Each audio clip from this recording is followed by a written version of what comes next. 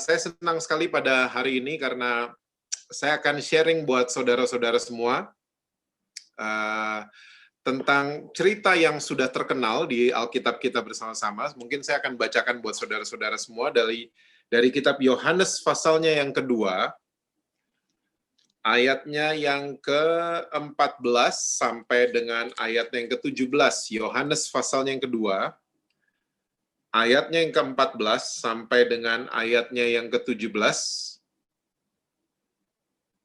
Alkitab catat begini, dalam bait suci didapatinya pedagang-pedagang lembu, kambing domba, dan merpati, dan penukar-penukar uang duduk di situ. Ia membuat cambuk dari tali, lalu mengusir mereka semua dari bait suci dengan semua kambing domba dan lembu mereka. Dan penukar-penukar dihamburkan, dan uang penukar-penukar dihamburkannya ke tanah, dan meja-meja mereka dibalikannya. Kepada pedagang-pedagang merpati ia berkata, ambil semuanya ini dari sini, jangan kamu membuat rumah Bapakku menjadi tempat berjualan. Maka teringatlah murid-muridnya bahwa ada tertulis, cinta untuk rumahmu menghanguskan aku. Saya percaya semua saudara sudah familiar, sudah terbiasa membaca cerita ini. Tapi dari cerita ini ada suatu hal yang menarik saudara, bahwa Yesus hari itu sangat marah. Marahnya istilah saya udah luar biasa banget. Karena bisa dibuktikan di ayat ke-15 yang membuat cambuknya adalah Yesus sendiri. Yesus tidak suruh Petrus bikin cambuk, Yesus nggak suruh Yohanes bikin cambuk, tapi Yesus sendiri yang bikin cambuknya dan udah getting physical, udah fisik banget. Yang jungkir balikin meja-meja, uang penukar-penukar, itu Yesus sendiri. Jadi Yesus ini udah main fisik, dan ini yang menjadi pertanyaan saya adalah, kenapa Yesus bisa segini marah? Dan dia marah dengan pedagang-pedagang di bait suci. Nah, pertanyaan berikutnya adalah, Petrus nyangkal Yesus, Yesus tidak segini marah sama Petrus. Yudas berkhianat sama Yesus, Yesus nggak segini marah, ya kejar-kejar Yudas pakai cambuk gitu, enggak. Ahli Taurat dan orang-orang Farisi, mereka kalau bertanya sama Yesus, mereka selalu sifatnya pengen menjatuhkan Yesus. Tapi Yesus juga nggak segini marah sama orang-orang Farisi dan ahli-ahli Taurat.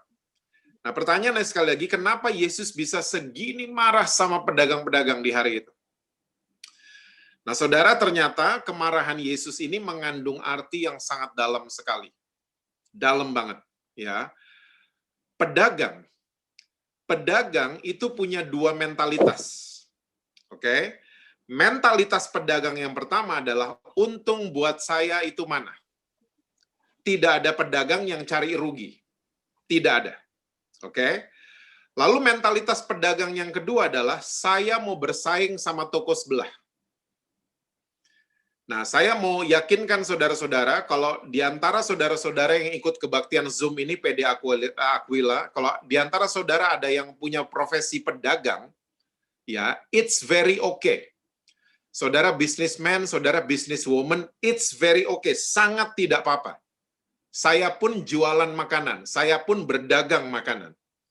Nah, tapi walaupun nggak apa-apa kita punya profesi sebagai pedagang, yang Yesus nggak suka adalah kalau mental pedagang dibawa-bawa ke hubungan kita sama Tuhan.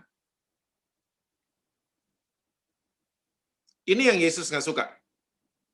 Karena banyak banget orang Kristen, di PD Aquila tapi nggak ada, banyak banget orang Kristen, mereka deketin Tuhan, mental mereka untung dan rugi. Mereka deketin Tuhan, mental mereka mental berdagang. Mereka datang ke kebaktian, mereka datang ke gereja, mereka ikut ibadah Zoom, mereka ikut pelayanan. Aduh, sedih banget. Tapi pendekatan mereka sama Tuhan pakai mental pedagang. Untung dan rugi. Kalau untung, wah, Bu, saya akan komit, Bu. Kalau untung, saya akan memberi lebih banyak. Kalau menguntungkan, saya akan rajin kasih perpuluhan. Ya, kalau menguntungkan, wah, saya akan komitmen. Tapi kalau udah mulai merugi, tar dulu deh Bu, tar dulu deh Pak, saya datangnya ntar aja. Ya, saya memberinya ntar aja.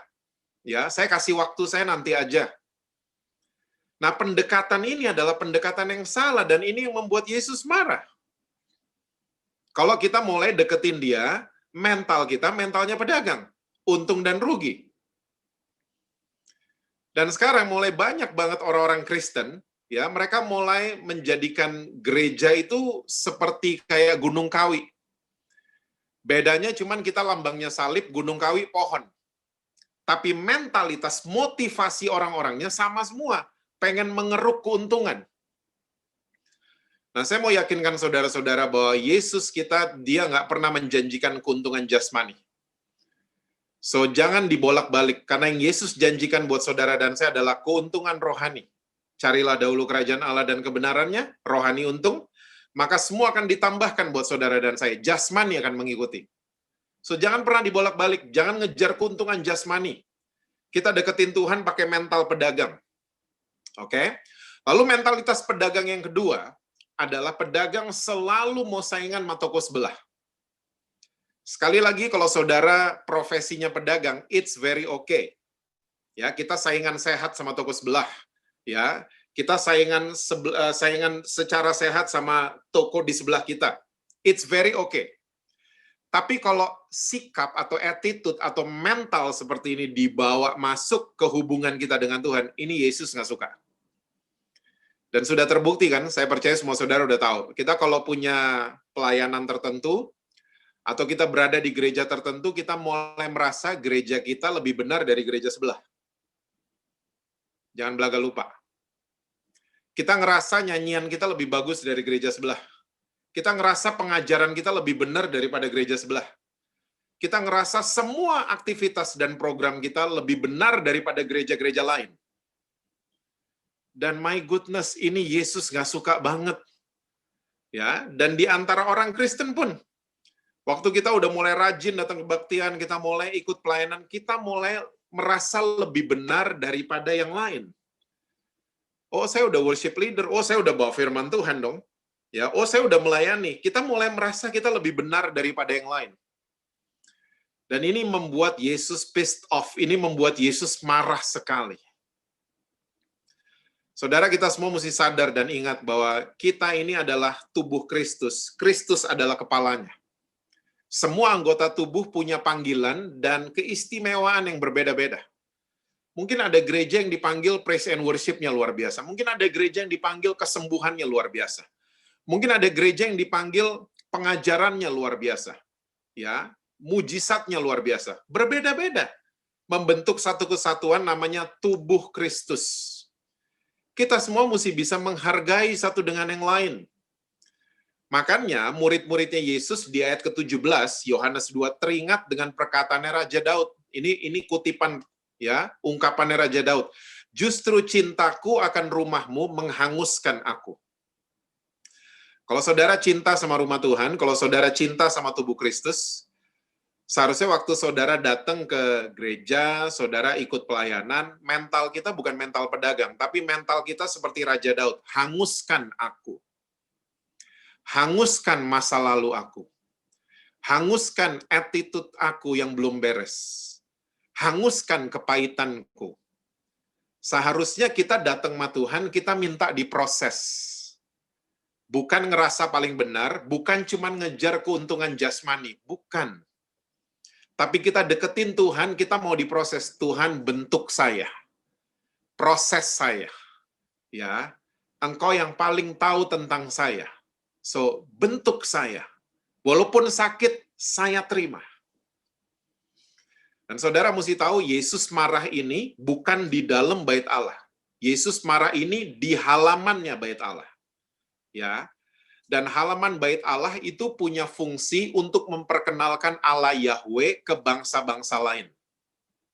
Nah, saudara bisa bayangin, kalau mental kita mental pedagang, waktu kita baru di halaman bait Allah, ya, mental kita mental pedagang banget, ya, akhirnya nama Yesus sulit tersiar, nggak usah ke bangsa-bangsa, ya, ke orang tua kita mungkin yang belum percaya Yesus, ke keluarga kita mungkin yang belum percaya Yesus, ke orang-orang yang bantuin kita di rumah mungkin yang belum percaya Yesus, sulit tersiar tentang kasihnya Tuhan Yesus, sulit.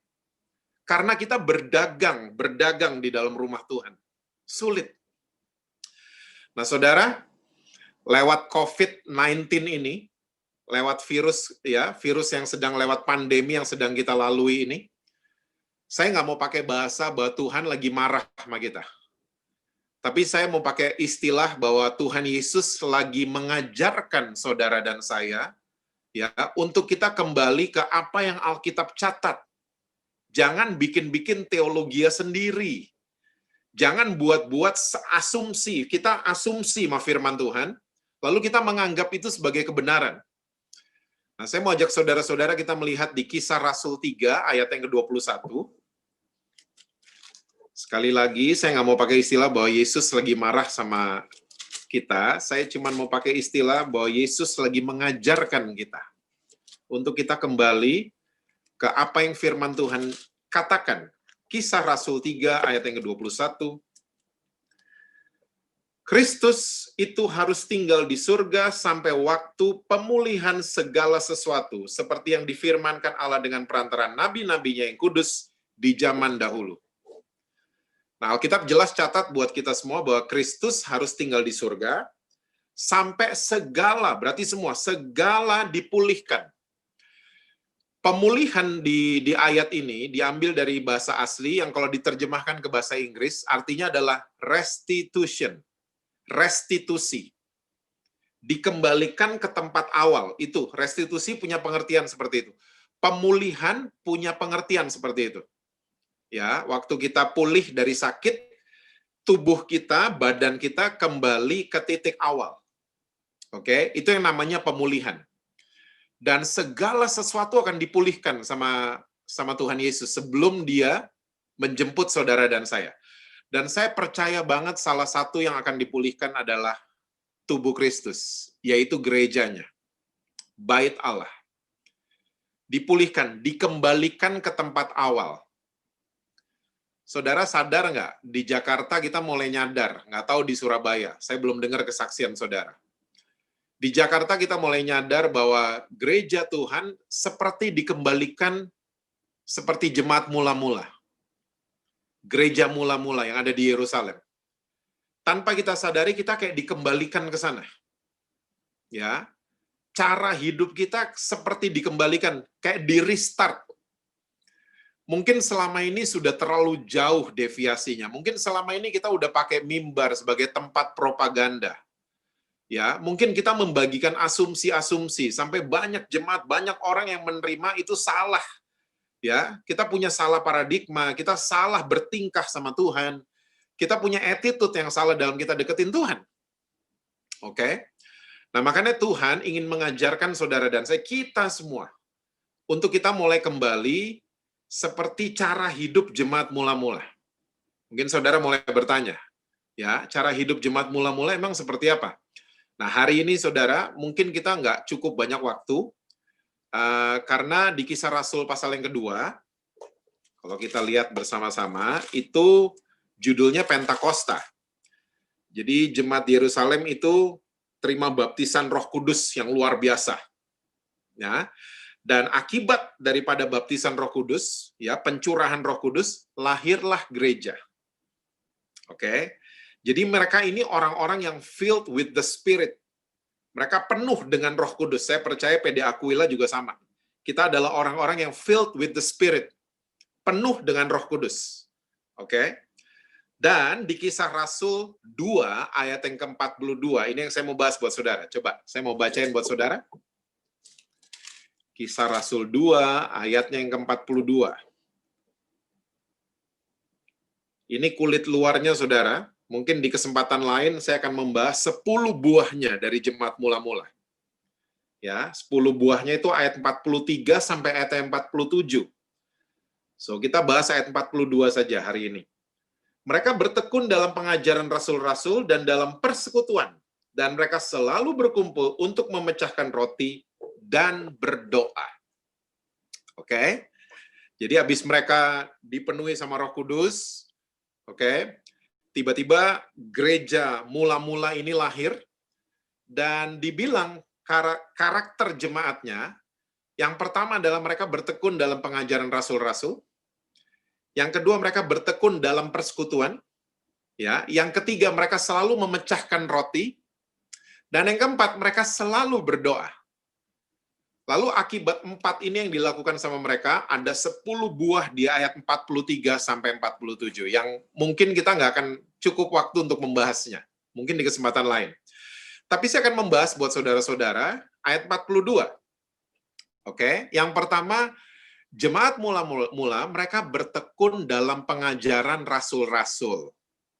Pertanyaannya, yang diajarin sama rasul-rasul hari itu tuh apa sih? Ya, saya sampai nyari-nyari loh, saudara. Ya, saya yang diajarin sama rasul-rasul tuh apa? Sama 11 murid Yesus tuh apa hari itu sama jemaat di Yerusalem? Ternyata saya ketemu pesannya Yesus sebelum Yesus naik ke surga di Lukas 24 ayat 46 sampai dengan ayat yang ke-49. Lukas 24, ini pesannya Yesus buat murid-muridnya yang menjadi saksi, ya, tentang apa saja yang Yesus buat. Mereka tuh witness, mereka lihat pakai mata kepala mereka sendiri. Nah, Yesus pesan gini, di Lukas 24 ayat 46, kata Yesus kepada mereka, ada tertulis demikian, Mesias harus menderita dan bangkit dari antara orang mati pada hari yang ketiga. Ayat 47, ini dia nih. Dan lagi dalam namanya, berita tentang pertobatan dan pengampunan dosa harus disampaikan kepada segala bangsa, mulai dari Yerusalem. Ya, nah bahasa Inggrisnya dibilang gini, and that repentance and remission of sins should be preached in his name to all nations, beginning at Jerusalem. Oke, ayat 48, Yesus bilang, kamu adalah saksi dari semuanya ini. Dan aku akan mengirim kepadamu apa yang dijanjikan Bapakku, tapi kamu harus tinggal di dalam kota ini, sampai kamu diperlengkapi dengan kekuasaan dari tempat tinggi, Pentakosta. Ya, mereka dikasih kuasa. Kisah 1 ayat 8, Yesus pesan juga, kamu akan menerima kuasa kalau Roh Kudus turun atasmu. Kisah Rasul 2 jawabannya. Ya, mereka dipenuhi sama Roh Kudus. Dan pesannya Yesus, ya, khotbahin 2 itu. Jangan khotbahin yang lain. Khotbahin 2 itu. Ya, tentang pertobatan, repentance, and remission of sins. Pengampunan dosa. Ini yang mesti dikhotbahin. Jangan khotbahin yang lain. Kita seringkali pakai mimbar untuk khotbahin yang lain. Ya, minta duit lah, apalah. Kalau ini kamu diberkati, kalau ini kita pakai semua alat untuk dapetin uang. Dan ini bahaya banget. Kita nggak pernah pengen lihat orang bertobat. Ingat saudara, remission of sins, pengampunan dosa, ini yang disebut dengan gospel, good news. Di kesempatan waktu lalu, sama saya sharing buat saudara tentang good news. Ya, di ibadah Zoom juga. Orang kalau dengar kabar baik gospel, ya, Yesus belum naik ke surga, dia pesan, go and preach the gospel. Dia ingetin lagi murid-muridnya. Untuk berbicara, untuk khotbah tentang kabar baik. Nah, masalahnya kita pakai mimbar untuk kasih tahu kabar buruk. Ya, kamu berdosa, kamu dibakar loh. Kamu berdosa, pantas kamu bangkrut. Ya, pantas kamu bangkrut, kamu nggak pernah ke gereja. Ya, kita pakai mimbar untuk kasih message-message, kalimat-kalimat seperti itu. Coba saudara, pakailah mimbar kita dimanapun kita berada. Untuk kita menjadi ya penyambung good news buat orang-orang yang mendengar. Remission of sins. Ya, sins itu di Alkitab selalu pakai huruf S. Dosa-dosa saudara dan saya. Itu diampuni, dan ini good news. Coba, saudara kalau dengar good news yang pria-pria, ada toko sepatu sale 90%, saudara berubah pasti. Saudara akan mandi, saudara pergi ke sana, mungkin kalau ada meeting, saudara akan geser-geser dulu. Ya, karena saudara dengar good news, ada sepatu sale 90%. Yang ibu-ibu, toko tas favorit ibu-ibu, ya, sale 90%. Ibu-ibu mandi pasti dandan, ngantri loh tokonya, nggak peduli. News yang kita dengar, orang dengar kabar baik berubah langsung. Apalagi saudara, ada kabar baik yang mengatakan bahwa dosa saudara dan saya diampuni 100%. Seharusnya orang dengar good news tuh berubah. Nah, masalahnya yang kita dengar bad news, yang tadi itu. Kamu dosa, kamu dibakar nanti segala macam. Orang kalau takut jadi munafik. Orang kalau takut jadi muka dua. Ya. Nah, ternyata jemaat mula-mula mereka bertekun sama ini. Pengajaran rasul-rasul tuh kayak begini. Yang mereka ajarin cuman pengampunan dosa, ya, dan pertobatan. Karena orang kalau dengar good news akan bertobat, berubah kayak tadi contoh tadi. Berubah hidupnya. Nah, mereka bertekun sama ini. Saya berharap, saudara, doa saya buat tubuh Kristus dimanapun, di negara manapun. Habis pandemi ini selesai, mimbar kita pakai sebagai penyebar berita bagus. Ya, di masa COVID-19 ini, kita selalu dipesan untuk selalu rajin mencuci tangan. Tapi saya mau berpesan buat saudara-saudara, jangan juga lupa untuk mencuci hati kita. Wash our hearts. Supaya kita jadi good news carrier. Kita jadi pembawa kabar baik kemanapun kita berada. Kalau saya boleh kasih kesaksian buat saudara-saudara. Saya udah 2 bulan ini, saudara, rajin naik sepeda di Jakarta. Ya, untuk dapetin vitamin D, untuk naikkan imun sistem saya jadi rajin berolahraga. Oke. Dan ternyata, saudara, kalau kita lagi break, ya, minum kopi, ya, makan omelet, saya selalu ketemu sama orang-orang gereja yang tidak pernah mau ke gereja lagi. Dan waktu saya tanya sama mereka, karena saya dikenalin sebagai pendeta, ya, jadi mereka mulai jauh-jauh awal-awalnya dari saya, ternyata waktu kita udah duduk bareng, ya, ngobrol bareng, mereka kasih tahu bahwa mereka udah males ke gereja karena yang mereka dengar adalah bad news.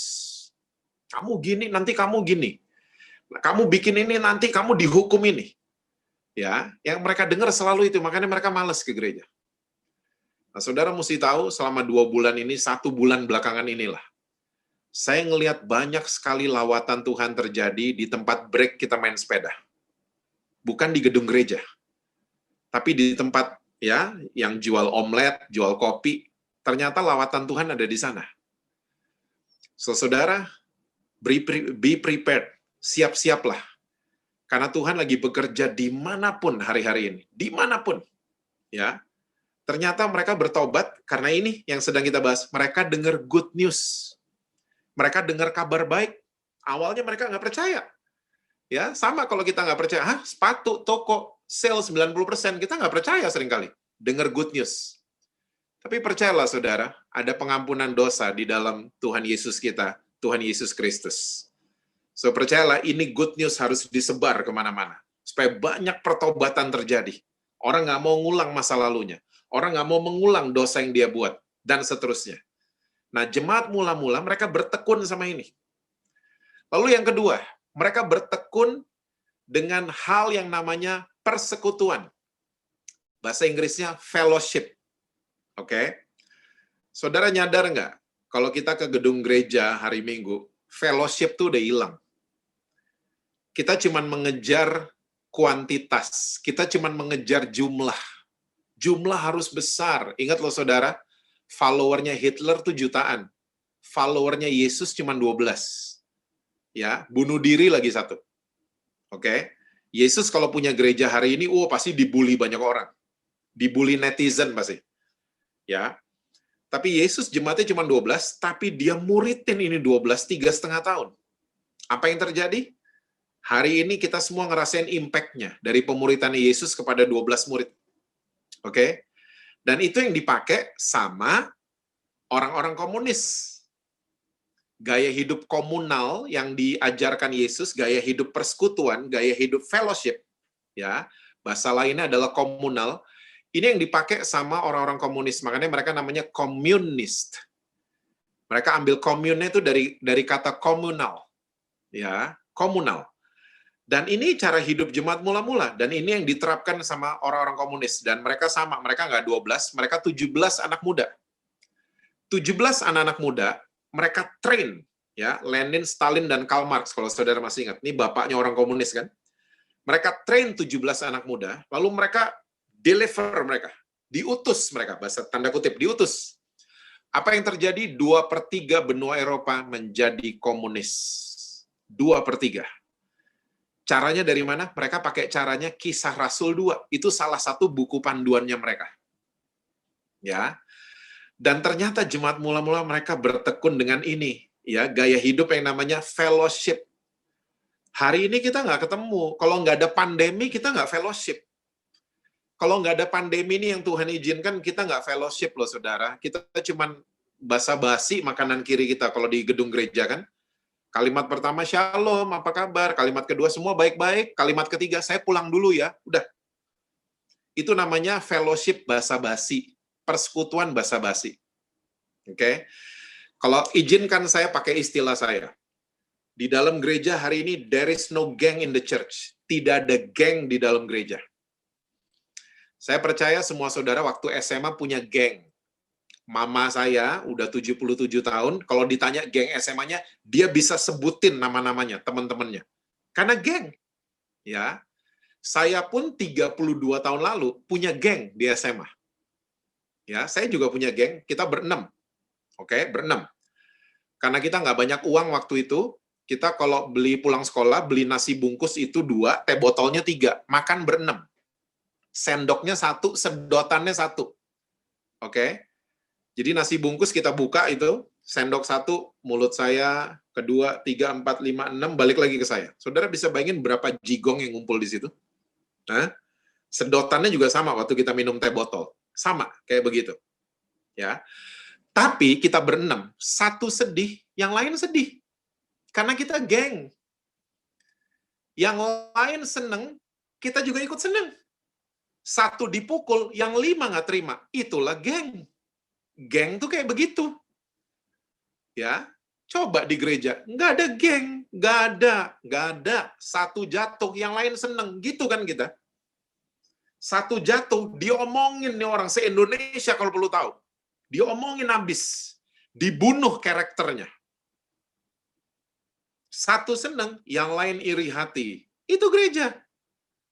Sementara jemaat mula-mula, mereka nggak gitu.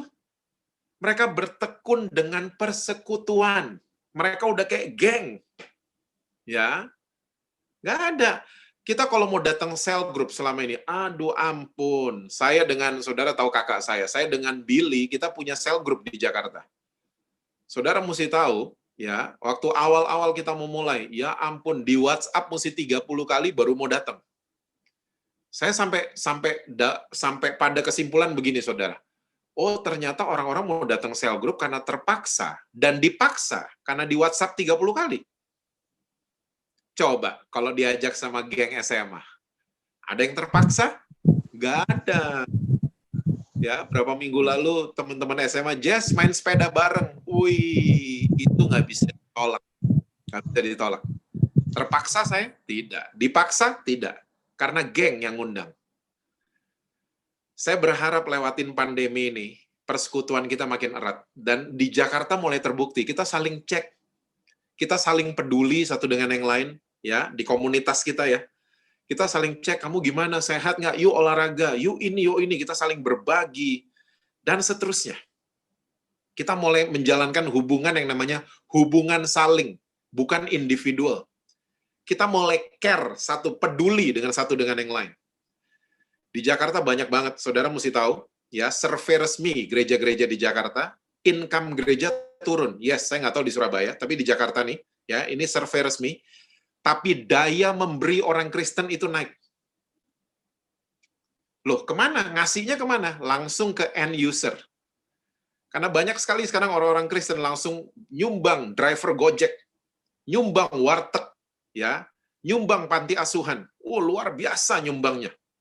Ya, langsung. Kita mulai saling peduli. Tanpa kita sadari kita dikembalikan seperti cara hidup gereja mula-mula. Ini yang kedua. Yang ketiga, ya, mereka selalu memecahkan roti.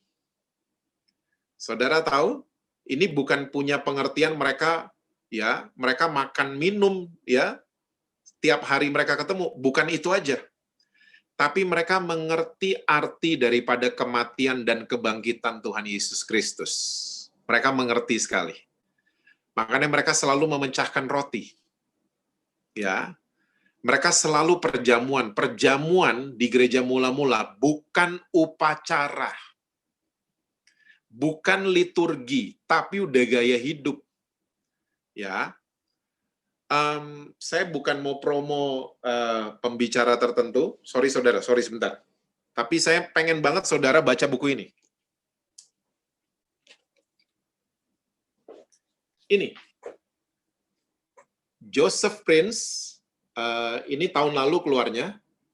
Ini sudah diterjemahkan di bahasa Indonesia. Ya, Eat Your Way to Life and Health judulnya. Ini buku tentang perjamuan, saudara. Oke? Dan saya sarankan saudara membaca itu sampai habis supaya kita mengerti arti daripada perjamuan kudus. Perjamuan kudus bukan upacara, saudara. Kita harus punya pengertian bahwa dari perjanjian lama, dari tulah ke-10, ternyata orang Israel, ya, itu waktu rumah mereka ditandain sama darah, di dalam itu mereka makannya bread and wine. Itu makanan orang Yahudi. Roti dan anggur. Ya, dari tulah ke-10, dari zaman dulu udah begitu. Dan cara orang Yahudi bikin roti, itu seperti mama saya bikin roti. Adonannya itu dibanting. Adonan rotinya dibanting. Dough-nya itu dibanting. Ya, sampai sekarang di Bali masih ada beberapa orang bikin roti dengan cara itu. Dan cara mereka membuat minuman yang namanya wine, itu anggurnya diinjek-injek. Sampai hari ini juga masih ada, saudara. Di beberapa negara di Eropa, di Swiss, di Italia itu masih ada. Ya, cara orang membuat wine, ya, minuman, itu diinjek-injek. Nah, makanya Yesus, ya, dia menyebutkan bahwa dirinya itu, pengorbanannya itu, tubuh dan darahnya itu, seperti roti dan anggur. Karena cara buatnya seperti itu. So, perjamuan bukan untuk nyogok-nyogok Tuhan, bukan. Tapi perjamuan adalah kita celebrate, kita merayakan kematian dan kemenangan Tuhan Yesus Kristus atas maut. Dan ingat saudara, setiap kita telan itu roti dan anggur, ya, kita sedang menelan kesembuhan. Kita sedang menelan mujizat. Percayalah, ini bukan upacara, bukan liturgi. Selama COVID-19, wah, banyak, saya nggak tahu di Surabaya. Saya mengajak saudara kalau belum. Ya, di Jakarta hampir tiap hari, semua rumah orang-orang percaya perjamuan loh, saudara. Hostinya gimana? Pakai biskuit kalau nggak ada. Ya, air anggurnya gimana? Saya nggak ada uang buat beli, pakai air putih juga nggak apa-apa. Asal kita percaya bahwa kita sedang merayakan kematian dan kebangkitan Tuhan Yesus kita. Kita sedang menelan mujizat, kita menelan makanan paling sehat di dunia. Ya, so ini yang dilakukan jemaat mula-mula. Tanpa kita sadari, ya, kita mempraktekkan ini di Jakarta. Kita seperti lagi kasih tanda darah depan rumah kita. Ya, waktu itu tulah ke-10 anak-anak sulung dibunuh semua. Hari ini ada COVID-19 yang kayak lagi jalan ke rumah-rumah. Saudara, protek keluarga saudara, protek kehidupan saudara dengan perjamuan kudus. Kita celebrate kematian dan kebangkitan Tuhan Yesus Kristus. Ya, dengan roti, dan ini bukan simbol, kita benar-benar menelan makanan ini. Percaya bahwa perjamuan itu punya kuasa yang luar biasa. Ya, saya percaya saudara akan mengatakan amin. Oke? Dan ini yang dilakukan jemaat mula-mula. Mereka selalu memecahkan roti. Dan yang terakhir, jemaat mula-mula mereka selalu punya gaya hidup namanya berdoa. Ya, coba gereja sekarang, berdoa jadi acara juga kan? Namanya jelek-jelek lagi. Aduh, makanya orang nggak mau datang. Makanya orang jadi males berdoa. Doa semalam suntuk. Ya suntuk, nggak ada yang mau datang. Suntuk sih. Dibilangnya suntuk. Doa pagi-pagi buta. Ya buta, nggak ada yang mau melek. Kita udah dijadiin acara, namanya jelek-jelek. Makanya nggak ada yang mau berdoa. Saudara, saya suka lihat selama 22 tahun melayani. Banyak banget orang Kristen kalau berdoa, badannya goyang-goyang. Which is, it's okay. For me, it's okay banget. Tapi kalau saudara baca cara hidup jemaat mula-mula, waktu mereka berdoa, gedung tempat mereka berdoa, gedungnya yang goyang. Why? Karena doa itu udah kayak nafas hidupnya mereka, udah gaya hidup mereka. Nggak dibuat-buat. Mereka nggak ada yang suruh, nggak ada yang komando, mereka berdoa, mereka adalah umat yang berdoa. Saya berdoa dari Jakarta, PD Aquila akan menjadi orang-orang yang haus dengan doa. Jadi orang-orang yang punya gaya hidup itu salah satunya adalah berdoa. Ya, ingat saudara, berdoa kita bicara sama Tuhan dan jangan pernah lupa untuk meditasi. Ya, meditasi bukan istilah yoga. Meditasi adalah istilah firman Tuhan, Mazmur 1 ayat yang ke-1. Meditate his words. Nah, bedanya doa dan meditasi adalah doa kita bicara sama Tuhan. Meditasi Tuhan yang bicara sama kita. Adain waktu. Ya, seringkali kita cuma rajin berdoa, Tuhan gini-gini, Tuhan mau bicara, kita amin. Nggak ada waktu buat meditasi. Nggak ada waktu. Adain waktu. Saya mengajak PD Aquila untuk adain waktu untuk berdiam diri. Ya, meditate his words. Berdiam diri, let him speaks. Ya, let his wisdom speaks. Saya percaya saudara, waktu kita mulai kembali ke apa yang Alkitab catat. Saya percaya saudara akan lihat buahnya kayak gimana. Jangan contohin orang lain, buahnya harus gini. Jangan hidup menurut kesaksian orang lain. Hidup seturut dengan firman Tuhan, bukan seturut sama kesaksian orang. Ikutin firman Tuhan. Saya percaya saudara akan melihat buahnya luar biasa. Kalau saudara baca ayat 43-47, buah yang dikasih sama Tuhan, sama surga buat jemaat mula-mula, luar biasa. Salah satunya adalah mereka ditambahkan jumlahnya setiap hari. Kita hari ini mau nambah 1 aja, tiap minggu aja susah. Gereja sekarang. Dan yang luar biasa mereka disenangi orang banyak, karena mereka good news carrier. Makanya orang senang sama mereka. Hari ini orang lihat orang gereja di Jakarta kayak alergi. Ya, kita kayak dijauhin. Ya, kayak cerita saya tadi orang-orang yang naik sepeda jauh-jauh sama orang gereja udah nggak mau. Ya, awal datang mereka tidak mau main sepeda sama saya karena mereka ngelihat saya pendeta. Oke? Tapi saudara sekali lagi, kalau kita nggak punya mental pedagang, nggak punya agenda dalam kita ikut Tuhan, justru kita selalu mau bilang sama Tuhan, Tuhan proses saya. Proses saya. Ya, saya nggak mau punya jiwa berdagang sama Tuhan. Saya nggak mau deketin Tuhan mentalnya untung dan rugi. Saya nggak mau merasa saya paling benar dibanding yang lain. Ya, kalau kita mulai bersedia diproses dan mulai kembali ke apa yang Alkitab catat, ingat bahwa Kristus harus tinggal di surga sampai segala sesuatu dipulihkan. Ya, termasuk gerejanya juga akan dipulihkan, dikembalikan ke tempat awalnya. Saya percaya saudara akan lihat mujizat, akan lihat buah-buahnya yang luar biasa dalam kehidupan saudara. Oke? Tuhan berkati saudara-saudara semua. Ya, saya selalu berdoa saudara dalam keadaan sehat, ya, selalu dilindungi sama Tuhan, dan segala apapun yang saudara usahakan dari rumah akan dibuat berhasil sama Tuhan.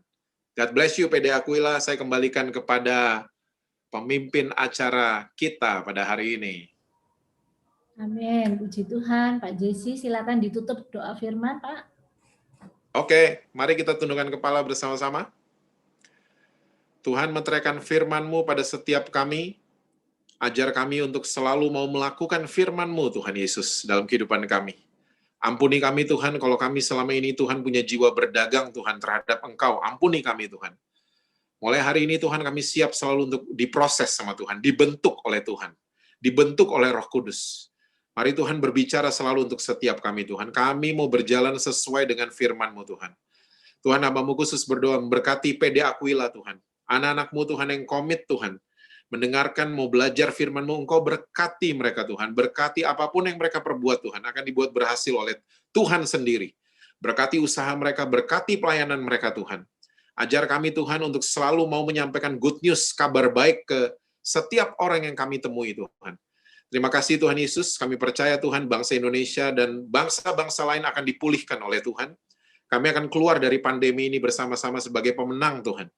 Kami percaya, Tuhan Yesus, semua akan Engkau kembalikan menurut rencana-Mu, Tuhan.